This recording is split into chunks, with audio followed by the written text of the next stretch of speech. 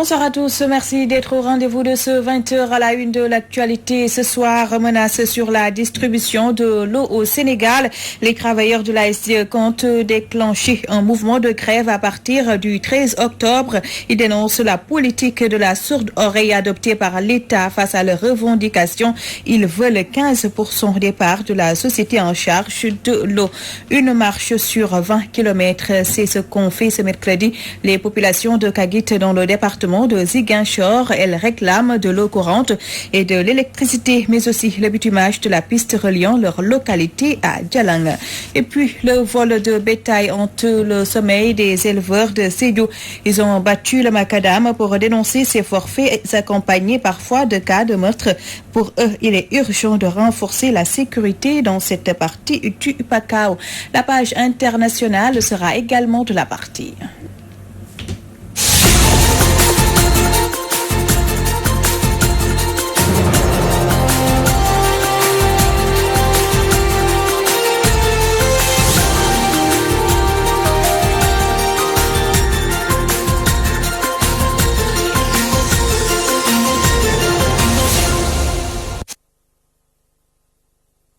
Merci de vous joindre à nous. Le syndicat des travailleurs de la sénégalaise des eaux ne décolère pas.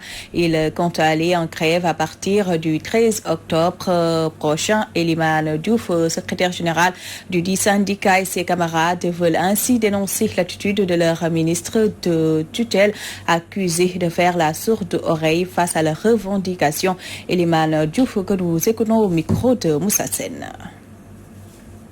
Nous allons vers le dépôt d'un préavis de grève du fait que l'État du Sénégal, à travers le ministère de l'eau et de l'assainissement, n'a pas voulu prendre en compte les préoccupations des travailleurs en ce qui concerne l'actionnariat des travailleurs où nous réclamions 15%. Ils n'ont pas voulu mettre en place un comité ad hoc tel que stipulé dans le protocole d'accord qu'on avait signé avec eux depuis le 1er mai 2018. Et nous avons déposé, comme stipulé par l'Assemblée générale, un préavis de grève. Et un préavis de grève, il dure normalement 1 mois. Donc depuis le 13 septembre, nous avons déposé un préavis de grève. Et le 13 octobre, normalement, nous, travailleurs de SDE, nous pouvons valablement aller en grève sans avertir parce que nous avons pris 1 mois d'attente pour permettre l'ouverture de négociations pour vider ces questions. Aujourd'hui, nous sommes en tournée pour informer les travailleurs. Nous sommes aussi dans une phase où nous allons communiquer avec les populations du Sénégal pour leur faire comprendre que nous avons suffisamment attendu depuis 2017 que le processus de réforme a été lancé.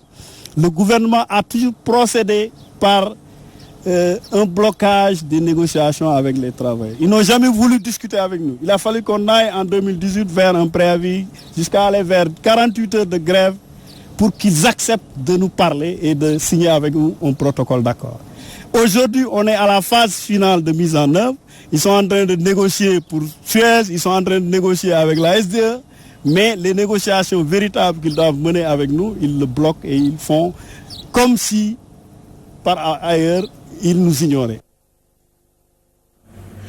Colère de 22 agents de sécurité de Viga Assistance. Ils réclament 2 mois d'arriérés de salaire et dénoncent un manque de considération de la part de leur employeur. Mamadou Lamine Goudiaby, leur porte-parole, s'est confié à Moussa Sen.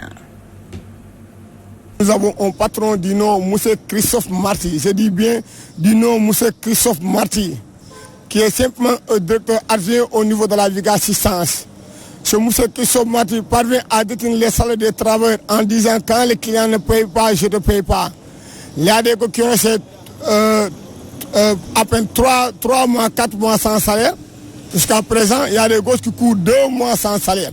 Et ce qui me fait mal dans tout cela, Moussa Marty, il crée des volontaires. Il dit les travailleurs, je ne paye pas vos salaires, mais vous pouvez faire du volontarisme. Vous travaillez, je paye par volontaire. Les volontaires, il les paye les mardis et les vendredis. Vous pouvez mieux en venir constater. Nous sommes là pour l'intérêt des travailleurs en tant que syndicat, en tant que délégué de presse, nous sommes là pour l'intérêt des travailleurs. Et que la loi préconise que les salaires doivent être payés au plus tard le 8 de chaque fin du mois. Bon, il s'est trouvé que lorsqu'on s'est rendu que les gens n'ont pas reçu leur salaire, nous avons écrit le 9. Nous avons écrit le 9 pour les faire savoir. Nous sommes là pour les salaires. Mais comme nous n'avons pas d'interlocuteur et que la Viga 600 ne nous conçoit pas en tant que syndicat national de travail de foot, parce que nous sommes là pour l'un des travailleurs, la Viga refuse de nous rencontrer comme nous n'avons pas d'interlocuteur. Si nous avons des interlocuteurs, nous allons s'asseoir sur table et discuter. Comme la voix dégage ses responsabilités et ne reçoit pas, nous sommes obligés de se présenter devant la direction avec les éléments qui n'ont pas reçu leur salaire pour les aider à réclamer le salaire. C'est M. Marty, je tiens à préciser, c'est le directeur général de la Phoenix. Il est directeur général de la Phoenix. C'est le directeur général de la Phoenix et il est directeur adjoint de Viga 600 général. Maintenant, qu'est-ce qu'il fait? Tantôt, il prend les maths de la Phoenix, il garde ça et donne ça à la Viga 600. Tantôt, il garde les matchs de Viga et donne ça à la Phoenix. Donc, en somme, on pourra dire qu'on a la même personne qui a double identité. Nous voulons que les choses soient partagées et que les services, supposons les Nations Unies et les autres organismes, puissent savoir que la Viga est un mauvais client, la Viga est une mauvaise cliente, la Viga ne peut pas ses travailleurs. Agression de la sage-femme Rokhaya Gueye à Sédhiou. Ses collègues de Saint-Louis réclament justice. Elles vont arborer des brassards rouges pour marquer leur soutien. Hawali Sall parle en leur nom. Il est avec Gabriel Barbier. L'objet de notre point de presse est de déplorer la situation d'insécurité que vivent les sages-femmes dans leur milieu de travail. Le dernier en date est l'attaque de notre collègue Rokhaya Gueye, sage-femme au district sanitaire de Sédhiou, attaquée par un kangourou qui lui a asséné un coup mortel sur la tête par un coucou. Et nous interpellons toutes les autorités étatiques à prendre toutes les mesures pour que cela cesse. Et nous, les sages-femmes de la région de Saint-Louis, nous compatissons avec notre collègue et nous lui souhaitons un prompt rétablissement. Et nous voulons aussi que dans nos milieux de service, un port de brassard rouge d'ici une semaine jusqu'à que justice soit faite. La route a encore tué mardi dans la soirée. Une collision entre un taxi et un véhicule particulier a fait 9 morts sur l'axe Léona-Potou à quelques kilomètres de Louga. L'une des voitures transportait des jeunes revenant d'un match de football. Suivant les explications du lieutenant Mamkor Sall des sapeurs-pompiers au micro de Omar Kairé. Au cours de la 52e compagnie ont été alertés à 19h11 pour un accident de la circulation sur la route de Léona. Et à 19h40, les premiers secours sont arrivés sur les lieux. Et il s'agissait d'une collision entre un véhicule particulier Peugeot 306 et un véhicule Renault R21 taxi. Comme bilan, automatiquement, on a eu donc 8 corps sans vie et 3 blessés graves. Bon, selon les premières informations, qu'on a requis des témoins, il y a un véhicule qui a fait un dépassement en 3e position et qui s'est trouvé face à l'autre véhicule et qui n'a pas pu éviter donc le choc. Voilà, donc disons c'est un peu le manque de respect du code de la route qui a été à l'origine de cet accident. Actuellement, les victimes ont été évacuées au niveau du centre hospitalier de Louga. Ensuite, les corps sans vie aussi seront acheminés vers cette structure sanitaire. C'est le même mot d'ordre, toujours redoubler de vigilance, surtout les conducteurs, je dirais, parce qu'il ne sert à rien d'aller très vite pour ensuite mettre en danger la vie des personnes. Donc juste c'est le même mot d'ordre qui revient à chaque fois, redoubler de vigilance et voilà. Nous vous l'évoquions dans les titres, les populations de Kagit dans le département de Ziguinchor ont battu le macadam pour réclamer le bitumage de la piste qui relie leur localité à Djalang au cours d'une marche sur 20 km. Elles ont demandé de l'eau courante et l'électrification de leur localité. Ziguinchor, la correspondance de Amadi Khalil Djemé. Pour dénoncer une nouvelle fois les conditions atroces dont elles sont victimes, les populations de Kagit et environ ont battu le pavé ce mercredi. Une marche monstre de près de 20 km de Kagit, localité de la commune de Niassia, située à la frontière avec la Guinée-Bissau, au chef-lieu de l'arrondissement de Niassia. Nous nous sentons vraiment oubliés par l'État du Sénégal parce que nous n'avons pas une bonne route, nous n'avons pas de l'électricité, nous n'avons pas de l'eau potable parce que dès le mois d'avril, les puits déjà tarissent à certaines zones. Et nous ne méritons pas ce traitement. C'est pourquoi aujourd'hui la population s'est levée en masse avec l'envie de rencontrer le président de la République pour lui regarder en face, pour lui demander qu'est-ce que nous avons fait pour mériter tout cela. Les populations de Essing, notamment celles de Etafoun, Kourin, Bakounoun, Djoher, entre autres, se sont joints à cette marche.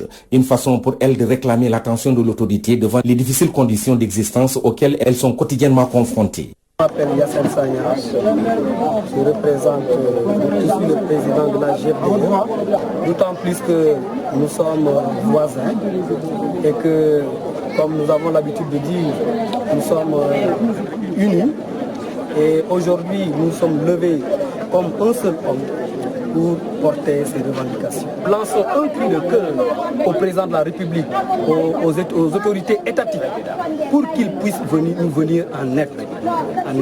Alors s'ils ne réagissent pas d'ici là, nous allons passer à la vitesse supérieure. L'occasion a été saisie par Mahfouz Dabo, président de l'IGKE et porte-parole de ces populations, de regretter l'attitude de l'autorité administrative. Mais une fois sur place, avec la population, l'adjoint au sous-préfet nous dit qu'il reçoit simplement le courrier, mais pas de discours. Et d'ailleurs, il veut qu'on évacue les lieux. Le maire de Niassia, qui a aussi reçu les marcheurs, a réagi sur les doléances brandies par ces populations. Pour 3 doléances, c'est des doléances qui ont été déjà programmées par l'État du Sénégal, à savoir l'eau, l'électricité et la route. Les pistes, il y a 3 pistes dans la commune, mais il faut accepter et reconnaître qu'il y a vraiment un retard dans le démarrage des travaux. Certains travaux qui ont démarré sont arrêtés par rapport à l'électricité. Macky Sall et son régime sont attendus sur ces doléances des populations de cette zone de la commune de Niassia qui sont impatientes de voir le bitumage de 12 km de pistes qui relient Djalan sur l'axe Ziguinchor-Cap Skirring à Kagit. Amadi Khalil Djemé de retour de Kagit pour la radio-télévision Walfadjri. Restons dans le sud du pays. Les populations de la commune de Nyanga ne peuvent plus contenir leur colère face aux nombreux cas de vol de bétail dans leur localité, entraînant parfois des pertes humaines. Elles ont battu le pavé pour exiger le renforcement du dispositif sécuritaire dans cette partie de la région de Sédhiou. Yorombalo, leur porte-parole, s'est entretenu avec notre correspondant Lamine Bayo. Mon avoir, ma vie. Mon avoir, ma vie. Trop, c'est trop. Ils ont alerté l'État central de prendre les décisions idoines pour que vraiment dans les meilleurs délais, qu'on puisse assister vraiment à la tranquillité au long de la frontière. Ce fléau-là est dû, nous avons fait des analyses, c'est dû à l'absence de l'électrification dans la commune. Dans toute la commune, d'est en ouest, aucun village n'est électrifié. Solution numéro 2. Regardez, on a pensé au niveau des pistes de production. Si on avait nécessairement sorti la piste de production qui relie les 3 communes, on peut espérer que ce vol de bétail-là va progressivement, en tout cas, dire au revoir, en tout cas dans cette collectivité territoriale. Solution numéro 3. C'est le retour des bases militaires au niveau de la frontière. Parce que nous ne pouvons pas. Regardez quand on a tué le jeune Moussa. Il a fallu 2 heures ou 3 heures de temps pour que le cantonnement militaire de Bantangel arrive à Wensako. Ils n'ont pas de moyens, ils n'ont pas de véhicule. J'étais obligé de prendre mon véhicule, de les mettre dans mon véhicule pour les amener à Wensako Yoro. Mais c'est regrettable. Autre aspect de l'actualité, les jeunes de Mbacké menacent de saboter la prochaine visite de Macky Sall à Touba. Une manière, disent-ils, de déplorer l'arrêt des travaux du stade de la ville. Ils interpellent le chef de l'État pour une solution rapide à cette situation. Dongo Dioufo porte leur voix, propos recueillis par Mamadou Makhtar Sarr. Donc je vais m'appuyer sur l'expression de Thomas Sankara qui disait que l'esclave qui n'est pas capable d'assumer sa révolte ne mérite pas que l'on s'apitoie sur son sort. Donc seule la lutte libère. Donc nous sommes là pour mener cette lutte-là et tout simplement inciter le président de la République à travers son ministre Matarba qu'il finisse notre stade. Donc s'ils ne le font pas, comme l'a dit mon prédécesseur Mbaye Babacar Sy, donc nous allons nous lever et passer à la vitesse supérieure. Donc cela n'est qu'un premier acte que nous sommes en train de poser. Donc nous allons passer à la vitesse supérieure. Donc il va tout simplement venir ici d'ici quelques jours. Si avant sa venue ici à Mbacké, la construction de notre stade n'a pas démarré, donc nous allons tout simplement lui montrer notre mécontentement. Que la jeunesse de Mbacké, la population de Mbacké n'est pas content sur la manière dont il gouverne. Parce que Mbacké est toujours laissé en rade sur beaucoup de points. Mais peut-être sur le côté sport, on voit que vraiment beaucoup de choses tardent à se faire. Et nous sommes vraiment sur les nerfs, si je veux m'exprimer ainsi, pour montrer au président de la République que nous ne sommes pas contents sur la manière dont il gouverne. S'il ne termine pas le stade, donc voilà, nous allons d'abord porter des brassards rouges comme on l'a fait, pour lui montrer que vraiment nous sommes trop mécontents même. Donc il doit terminer le stade le plus rapidement possible. Donc la population ne va plus entendre. Comme le slogan l'a dit, dar, maintenant ou jamais. Donc on ne va plus attendre à ce que le ministre tout simplement vienne ici nous faire des promesses qui nous n'auront jamais tenues. J'espère aussi le président de la République tout simplement entendra notre voix à travers ce point de presse et qu'il va essayer de réagir avant de venir. S'il ne le fait pas, nous allons nous organiser pour voir quelle stratégie mettre en avant pour essayer vraiment que la construction démarre. Merci beaucoup. Un président rattrapé par ses promesses, des commerçants crèvent, des prix qui flambent, des manifestations tout azimut. La situation sociale du Sénégal est particulièrement tendue ces derniers temps, suffisant pour que les analystes invitent le gouvernement à trouver des solutions afin d'éviter des lendemains troubles. Mamou Gassama.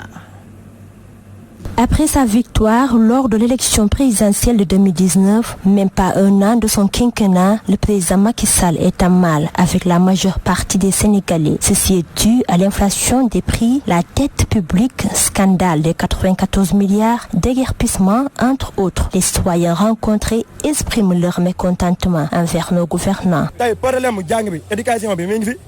L'éducation, le commerce, la situation des prisons, bref, aucun secteur ne marche dans ce pays. Où en sommes-nous avec le TER déjà inauguré, le pont de la Gambie et autres? Ceux qui ont voté pour le président Macky Sall sont à présent les premières victimes du régime en place. Ceux qui ont voté pour Macky Sall seront les premières victimes.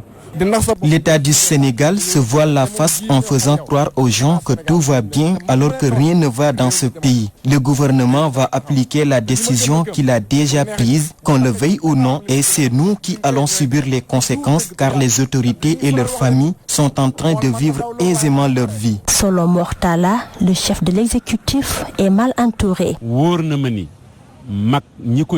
J'en suis sûr et certain que certains dirigeants souhaitent que le chef de l'État échoue dans sa mission politique. Sinon, Macky Sall est un bon président qui veut que le Sénégal se prospère. De nos jours, nous notons des problèmes dans le secteur éducatif, transport, mais aussi la cherté de la vie pose problème. Des manifestants descendent dans les rues, que ce soit au Sénégal ou à l'étranger, une situation analysée par l'analyste politique Mademba Ramatecha. Ça veut dire seulement qu'il y a un mécontentement qui est en train de naître de la part de tous les segments sociaux. C'est dire qu'on est en train de concocter un mélange détonnant qui peut exploser à tout moment. À cela s'ajoute l'inflation galopante et l'insécurité qui règne aussi dans ce pays. Cette conjonction de facteurs fait que les Sénégalais ont peur et semblent très inquiets. Il y a quelque part un échec dans la gestion des affaires publiques. Quand on vous aurait dit que l'État doit 1250 milliards aux entreprises nationales, cela pose problème. Tous les chantiers sont presque à l'arrêt, surtout dans le domaine de l'éducation. Il y a un amas de front auquel le président Macky Sall, sans compter les syndicats d'enseignants qui sont sur le pied de guerre et ceux de la santé. Donc tout ceci, on risque d'aller vers des lendemains très mouvementés. Le plan Sénégal émergent, ce slogan du président Macky Sall n'a apporté aucun intérêt aux Sénégalais. Selon des analystes politiques, cette situation peut dégénérer si les autorités ne prennent pas des mesures à temps afin d'atténuer la souffrance des Sénégalais. Mamou Gassama, l'inauguration de la mosquée Massalikul Jinnan rime avec période de vache grasse pour les acteurs du petit commerce.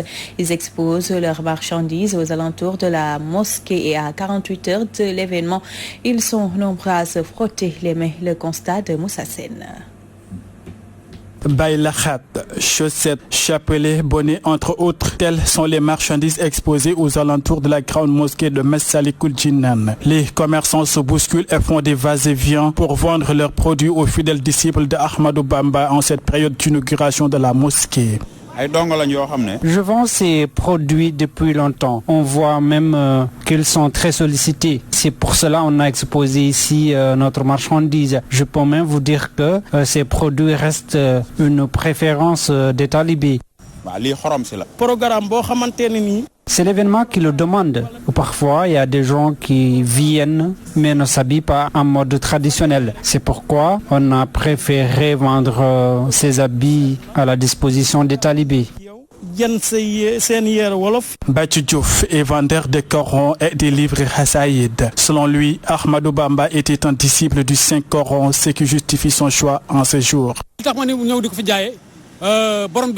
Je préfère vendre des exemplaires du Saint-Coran et les livres de Hassaïd. C'est important parce que Khadim Rassoul aimait tellement le Saint-Coran et les Hassidas. C'est pourquoi on a décidé de vendre ces produits au profit des talibés. Ces commerçants s'en sortent bien car ils voient leur chiffre d'affaires s'améliorer. On rend grâce à Dieu et à Ahmadou Bamba. Pour vous dire vrai, on s'en sort bien. Dieu merci. Nous rendons grâce à Dieu même si on n'a pas d'argent. Vraiment, on est totalement satisfait. Car c'est comme si Dieu et Ahmadou Bamba nous viennent toujours en aide. En cette veille d'inauguration de la grande mosquée Massalikul Jinnan, les commerçants se frottent les mains. Ils profitent de la présence des talibés mourides pour écouler leurs marchandises avant la fin de cet événement. Moussa Sen, face à la déforestation qui gagne du terrain, le mouvement Diapalé Sukhali Sunugor a initié une activité de reboisement dans la commune de Ndiangan Barga, département de Foundiougne. Plus de détails avec Al-Hassan Ba. Le mouvement Diapalé Sukhali Sunugor, dans le cadre de la lutte contre la déforestation, a planté près de 20 000 articles dans la commune de Ndiangan Barga. Une activité de reboisement qu'ils ont réussi à Keur Bakary Cissé en 2012 et veulent la propager dans toute la localité, comme le soutient Mohamed Nazir Cissé, président du mouvement. C'est en 2012 que nous avons initié cette activité à Keur Bakary Cissé. Au début, c'était pas facile. Le lieu était presque désertique. Mais actuellement, alhamdulillah, la localité est abondante. C'est pour cela que nous voulons partager notre expérience dans toute la commune, voire dans tout le Sénégal. Adama Diallo, agent eaux et forêts, chef de la brigade de Foundiougne, lui, s'est focalisé sur l'importance de cet acte posé par le mouvement. Vous savez, actuellement, nos forêts sont sollicitées de coupes illicites. Maintenant, le reboisement ou bien le regarni permet de ressusciter les forêts. Et ça permet aussi une exploitation rationnelle. Parce que quand on reboise, c'est pour remplacer les pieds qui ont été coupés d'une manière licite ou d'une manière illicite par les populations. Malik Cissé, imam de la localité qui était venu porter main forte, lui, s'est prononcé sur la préservation de la forêt qui a reculé de plusieurs kilomètres. Il y a de cela quelques années, la forêt était tout près de chez nous. Mais actuellement, il faut faire minimum 20 à 30 km pour entrer dans la forêt. On coupe les arbres, on ne les remplace pas. On doit songer maintenant à reboiser pour retrouver notre forêt d'antan. Prenant comme exemple la réussite à Keur Bakary Cissé, le président du mouvement est convaincu que l'Afrique peut se développer et sa jeunesse n'a pas besoin besoin d'émigration pour réussir. Ma conviction est que on peut réussir ici en Afrique quand on le souhaite. On n'a pas besoin d'Eldorado. Par exemple, à Kerbakari Cissé, au début, il n'y avait rien. Mais maintenant, on y gagne beaucoup de millions et on peut en gagner des centaines de millions, voire des centaines de milliards. Et des centaines de personnes qui viennent travailler et trouvent leur gagne-pain. C'est motivant. Un reboisement étalé sur plusieurs hectares avec des arbres fruitiers en majeure partie pour inciter la jeunesse au travail et aux gouvernants, la lutte contre la déforestation et l'avancée du désert. Diagan Barga, Al-Hassan Ba, Yaya Gissé, Walfadjri. Le président du mouvement Ñun Ak Yéen était à Porokhane pour offrir des équipements sportifs aux jeunes de la localité. Alassane Diallo, responsable apériste, en a profité pour demander à l'État d'appuyer davantage les populations. Le voici au micro de Najib Sagna. Présentement, il y a des navetans. Les ASC ont besoin des aides. Semaine passée, on est allé à Tiawan-Polniak. Bon, cette année, c'est la 3e année que je partais à Nioro et Porokhane. Je passais là-bas avec 20 maillots et 20 ballons avec les enveloppes. Mais je lance appel pour le président. Les villages, on n'a pas de courant. Il y a des cases de santé, mais on a problème de courant. Les villages, on n'a pas de l'eau. On appelle le président de la République pour qu'il aide les populations, pour que les populations aient du courant et les populations aient de l'eau. Parce que vraiment, les villageois, on n'a pas de moyens. Les cases de santé, on n'a pas de courant. Vraiment, c'est difficile pour les populations des villageois. On va continuer. Kermassar, Tinguet, Tikintou, on va continuer. On en vient à l'actualité internationale, une synthèse de Mélanie Aminata Sambo.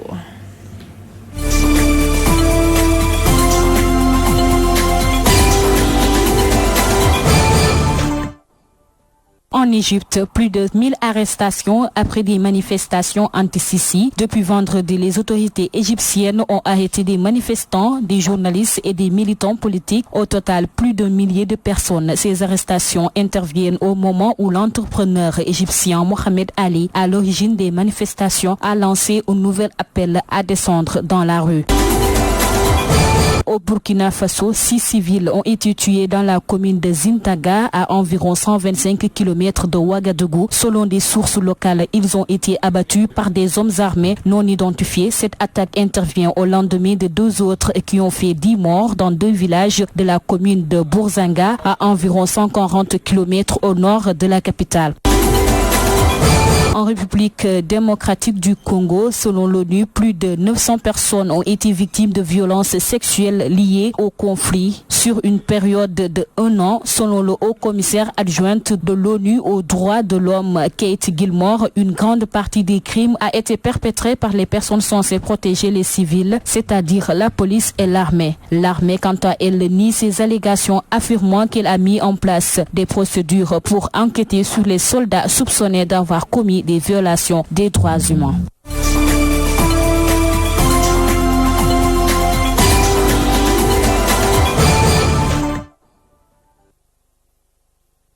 Diop est déjà en place pour la partie magazine. Bonsoir Moustapha Diop. Bonsoir à vous Ramatoulaye. Alors, quelles sont les grandes lignes à développer dans cette dernière partie de l'édition du soir? Hier, nous avons beaucoup parlé économie avec la rencontre entre le gouvernement du Sénégal et le Fonds monétaire international. Aujourd'hui, nous restons pratiquement dans le même thème puisque nous recevons l'association des commerçants industriels du Sénégal pour parler justement de cette grève de 72 heures que les commerçants viennent de boucler. Comme tous les jours, vous aurez la rubrique Vue du Net avec Hassan Gueye et puis la revue de toute la presse en ligne. Ce sera en fin d'édition et ce sera avec Safiatou Cissé.